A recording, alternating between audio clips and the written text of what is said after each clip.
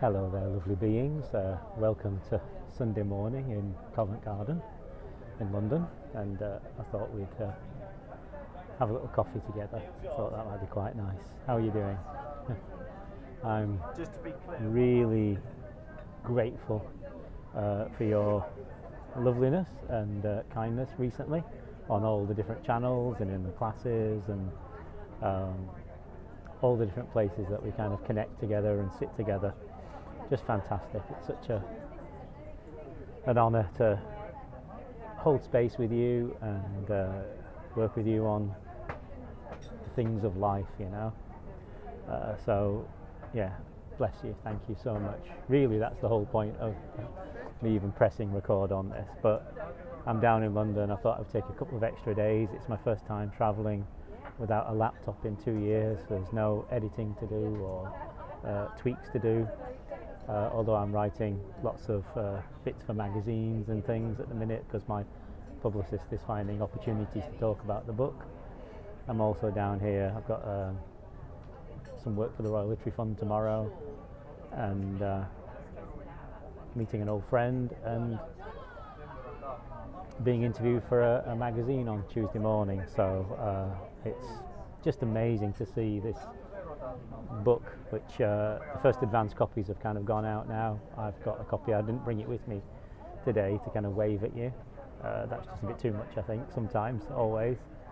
Always having, look, my book is at hand. Buy my book.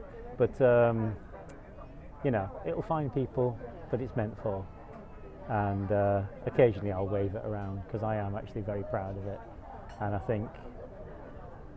I genuinely feel that it's going to help a lot of people. I really do. There's very little ego, if any, in that book. And I just shared from heart, soul, and the depths of practice, really. Just kind of clearly and as simple as possible, meaningful ways to be in our lives and how anybody can access that. Absolutely anybody, no matter where you are, whether you think you're the worst person in the world or whether you are the worst person in the world and you're really into that. But there's a kind of a bit of a space in you. That's the only thing that makes the difference, that little bit of space in you. And or whether you're the, you know, a kind of, you know, a sadhu sat on a beach next to the Gunga. I think there's something in there for everybody, really. But mostly it's for ordinary folk like you and me. But it's just such a good feeling, you know. I think it's genuinely going to be helpful to the world in some way, and it feels like exactly the right time for it. And so I'm really blessed with having a great team working with me, and you know, the most fantastic publicist, really. I've never known anything like having this kind of assistance. And when people then come across the book, the magazines and the podcasts that we've been talking to, they're just taken with it straight away. So I hope that bodes really, really well. Not much to tell you. I just wanted to kind of like have a 5-10 minute sort of hangout, really, and yeah, and be here in the sun in this lovely little French cafe in Covent Garden with you, and they're very comfy chairs. Very comfy chairs, so that's a big thing. We've got an open space coming up on the 18th of September, and so you're more than welcome to join us for that. That's our lovely silent practice that we have once a month. If you just go to the website and you can find the details of how to join us for that. That's just donation only, so that anybody who feels like it can join us. And we have a little retreat coming up on the 25th, which is one of my writing and meditation retreats, and there's a nice number of people coming on that now. But if you feel like joining us, I thought now that the book is out of the way, it would be really good to actually share some things about writing with people who are interested. And I want to kind of centre around how journaling can be a really important part of your path, but also some bits of poetry stuff, some memoir, or whatever we need. So wherever you're at with writing, or if you've never written before, or you're an absolute professional, it's just a lovely space to meditate, be in space with each other, write, let somebody else have the responsibility of coming up with the prompts for writing and maybe provide you with some supportive information and that sort of thing.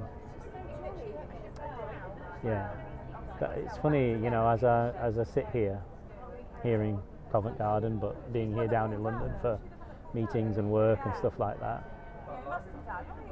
and being in a hotel room overnight, I was reflecting on how wonderful it is if you can attend to your practice wherever you are. You know, everywhere on this earth is our ashram, is our place of practice. Our bodies, the room that we're in right now, the bus seat that we're sitting in when we're traveling, the train seat that we're on, the cafe that we're in. All of this is the spiritual life, because it's the ordinary life. There's no difference between the two things at all.